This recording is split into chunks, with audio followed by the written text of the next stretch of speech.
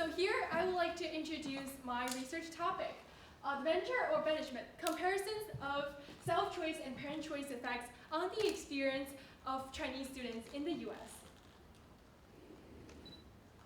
Before I talk about the idea of self-choice and parent choice, I would like to talk about some big data about Chinese study abroad industry first, to tell you why this industry matters to us and why do I care about this. First, in 2016, there are about 400,000 of Chinese students came in the US to study in a US education institution. If you look at the graph over here, the number is gradually increasing until now. This one doesn't have 2016, but this one shows the increasing trend. And there are two very important contributions of US economy. The first one is full pay tuitions. So as you may know, it's very hard for international students to obtain a financial aid from high school to grad school. Thus, it's very important that Chinese families have strong financial background to support the kids to study abroad. And based on the data from 2011 to 12, there is 5.7 billion of tuition that was paid for these institutions. And it takes up 26% of the contribution of the entire international student body in the US. And the second one is, so in my generation, China has a one-child policy, which means that our parents may only have one child. And it is not rare for parents to decide to give up their jobs and lives in China to follow their children's path and go to a foreign country. As a result, finding a house in the US is very necessary. And here, so a majority of Chinese buyers in America's housing market are indeed these parents. And China became the largest source of foreign property investments in the US by pouring $28.6 billion in 2015. And the prices of new building or houses in the college town have risen 20 to 30%. These data tells us now Chinese study abroad industry is impacting both China and US economically and culturally. And my motivation. So why do I care about this topic? First of all, I myself am a Chinese international student. I care about my community, and when I first came here, I remember I lived in a host family for 2 years, and I truly understand it is very hard for a 15-year-old girl to leave their parents and study in a foreign country by herself. That's why I want to help future families and kids who may want to study abroad but don't know whether they are suitable for this, for studying abroad. So in my research, I would like to determine the most important factor to take into consideration when evaluating the suitability of a child for study abroad. So let's start to think, what determines it then? The parents' education style, the students' motivations, or parents' social status? So what is it? And then I soon realized all these fall into a big umbrella, which is the idea of self-choice and parent choice. So by definition, self-choice is the scenario when the decisions of study abroad are made primarily by students themselves. And parent choice is the scenario that the decisions of study abroad are made by the parents. And as I stepped into my research, I wonder, where should I start? And I soon realized that it is very important to look at the historical background in China's Chinese study abroad industry. I realized that I need to learn from the past to the present and understand why there are some cases with self-choice and why some cases are parent choice. And during Qing Dynasty here, she was Dowager Cixi, and she led the Qing government from approximately early 19th century to the late 19th century. And she was a very strong, independent woman. She desires strong power. That's why China decided to isolate itself when all the Western countries are actually experiencing industrialization and imperialism. However, they soon realized that if they stop moving, then they're truly in peril because all the other countries Western countries are taking up the market, even in China. Here, this man, whose name is Yumi, he was the first Chinese graduate from a US university. He graduated from Yale. And then after he went back to China, he realized, oh, this is the current situation in China. I must help my country. Thus, he proposed a Chinese education mission to the Qing government, which is the mission that to send 120 boys from China to the US to study Western science and technology, and eventually brought them back to help Chinese science and technology field. This is the book I read when I was doing the research. It was Yumi's autobiography. He spent approximately 3 chapters on talking about how he came up with the idea of Chinese education mission and how he eventually persuaded the Qing government to use his proposal. And then I realized Chinese study abroad industry indeed closely associated with the political climate in China, because during his time period, which is led by Kuomintang, it was approximately early 1920s to 30s. That was a relatively peaceful era in China. That's why he resumed the Chinese study abroad programs after Cixi eventually interrupted the Chinese education mission, because they worried that all these Chinese boys are overly influenced by Western cultures and eventually will not be willing to go back. Then there was the war against Japan, happened in 1937, that interrupted the study abroad programs again. It wasn't until 1970s to 80s when our second chairman, Deng Xiaoping, decided to open this opportunity to let Chinese students study abroad again. In fact, during his period, he established a policy that allows Chinese families to privately financially support students to study abroad. It really signifies a transformation from government-funded to private-funded. And my second step was to identify some useful psychological tools that was helpful when I tried to analyze Chinese students' lives and personalities in my research. I actually didn't thought about studying this psychological aspect until I was at that point. And the first one I want to introduce is called self-determination theory. You may think self-determination is very similar to self-choice, which is correct.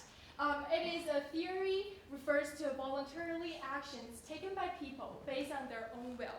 And from this theory, I realized that that's why self-choice students may be more likely to succeed, because it fulfills 3 basic human needs. The first one is competence. And competence is the feeling of familiarizing with an environment. And the second one is autonomy. Autonomy is not only indicating the independence or the freedom of choices of one, but also indicating how one could recognize his or her own emotions and goals with this autonomy. And the last one is relatedness. This indeed connects to a second psychological framework called sense of belonging. And I always thought that maybe academic performance or foods, cultures are the things that determine whether one would be happy in the US. But the truth is, I realized sense of belonging is what truly impacts one's life in the US. And as it is defined as a desire for interpersonal attachments as a fundamental human motivations. Basically, in order to achieve this sense of belonging, you have to either have built a strong connections with local people or have already lived in a certain place for long enough to have this connection with this place. And in my research, I realized that Chinese students who are decided to study abroad by themselves tend to create this sense of belonging faster. Not only because they have a more fluential language that they're able to communicate with the local people fluently, but also because that they're more willing to embrace a new culture because they made the decision to study abroad. And prior to the trip, they have a better preparation work. The last one, which is the most important one, is the 3 prototypes of adult control: permissive, authoritative, and authoritarian. The first one is permissive. It's basically when parents attempt to behave in a non-punitive way and towards the children's impulsive desires and connections. So normally in China, it's not a norm that parents adopt this parenting style because it is considered too lenient. However, it is not absolute because there are parents who adopt this parenting style. And based on my research, I think it's more towards the self-choice effects, because if it's parent choice effects, parents wouldn't force the kids to do anything. And this authoritarian is a completely opposite of permissive. And when I mentioned this parenting style, does it remind you of any words or any stories of parenting? Yeah? Like of a tiger mom? Yes, tiger mom. Tiger mom becomes such a famous word in the US for a long time period because everyone wondered, is that how Chinese parents treat their kids? Forcing them to practice piano 10 hours a day, not allowing them to have foods if they couldn't accomplish the task that they assigned? I don't think so. But there is a parenting style called authoritarian, where it indicates that parents attempt to shape, control, and evaluate the behavior and attitudes of the child in accordance with a set of standard of conduct. However, they do come up with this idea or this parenting style from a good point, because they tend to believe that adults have a lot more experience than kids. That's why sometimes they believe that kids are still immature and they cannot make their own decisions. And this usually is adopted by the parent choice situation when parents are forced to send their kids abroad. And they value obedience as a virtue and do not encourage children to express their opinions. The third one is the most balanced one, which is called the authoritative. And it directs the child's activities in a rational, issue-oriented manner, which means that, let's say, if a kid made a mistake, instead of telling him, no, you're supposed to do this, not that, the parent would fully explain why it is more reasonable to behave in another way, in a correct way, instead of the way that the child just did.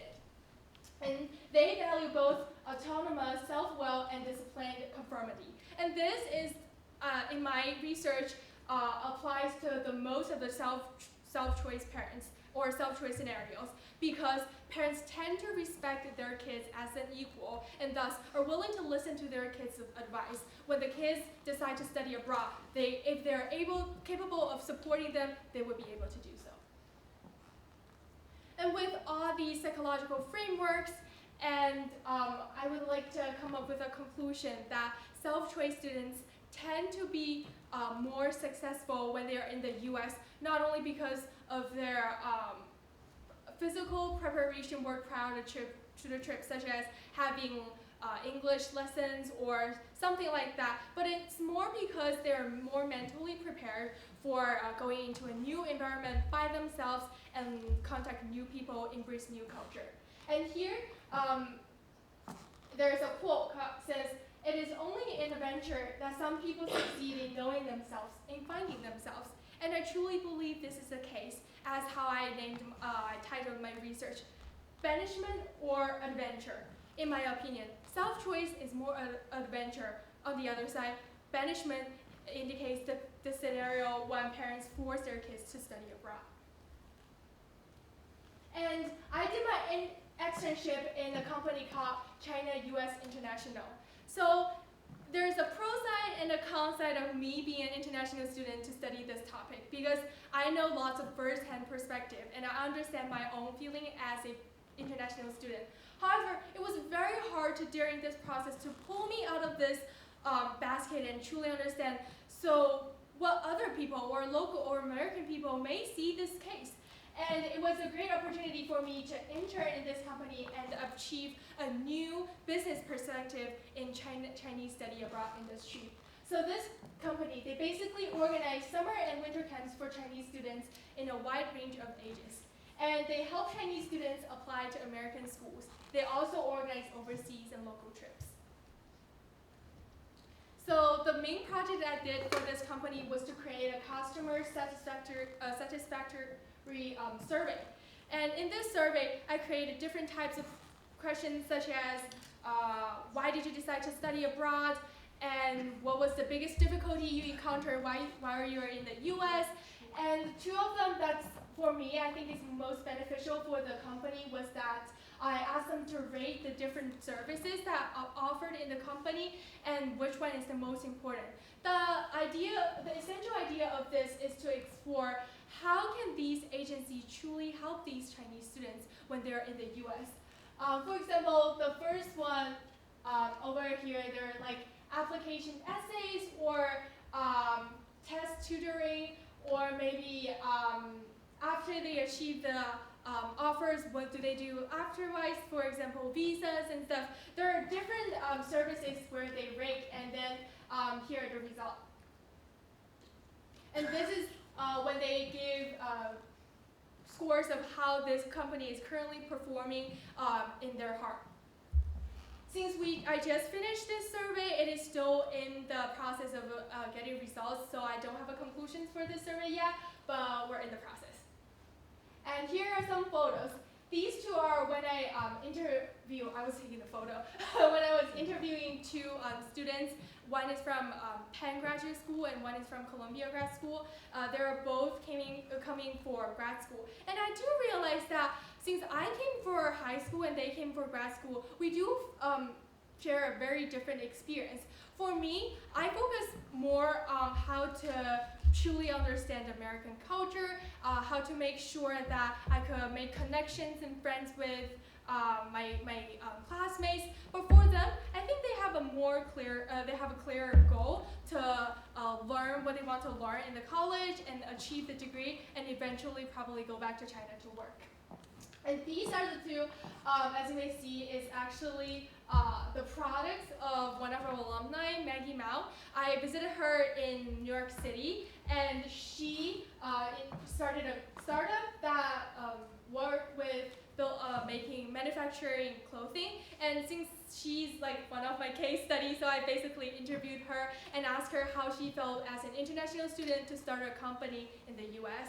And her answer was that it seems hard because when people never started to do it, people would imagine there are a lot of difficulties. Yes, there are, but it's actually not as hard as we thought. So she encouraged me that if I want to do anything like that, start to do it. You never know the result. And I do think it's a great advice for future Chinese students as well.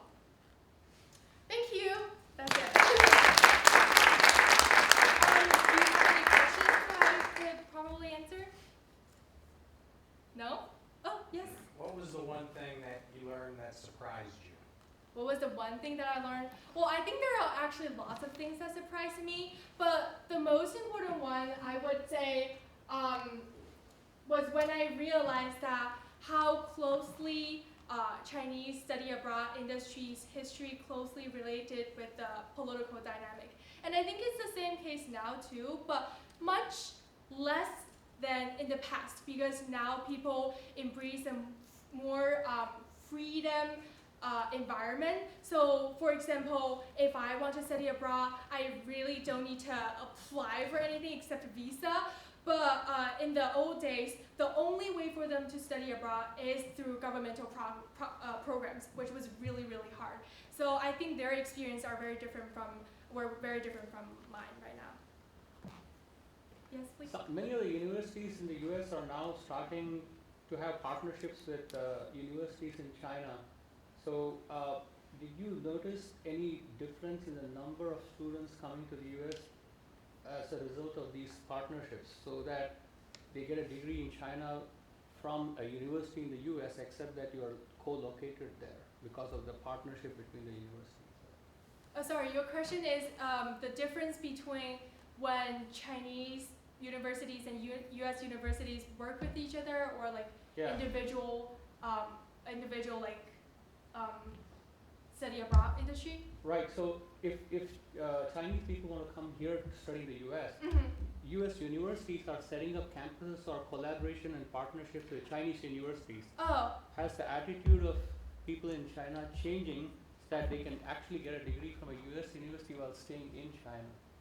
Oh, yeah. So, of course, I think it changed, as what I explained before, because the political reasons and because of the time flies, lots of things change. And I do think that Chinese people are being more open to US students right now. And lots of US universities and Chinese universities are working closely with each other because people or our governments are realizing that it's largely beneficial for both countries to have these international students. And if China is willing to accept them, of course, it is more reasonable for the opposite way. If US universities are accepting so many Chinese students, it makes more sense for China to accept these US students. But I do think that there is still a gap between the two because I think maybe because US started this way earlier than China, and as what I said, China seems to have a long history of isolationism, where they believe that it's safer to remain in its own territory and with its closed government. So it's slower than the pace in the US, but yes, I do think we're trying to change. Any else? No? Thank you.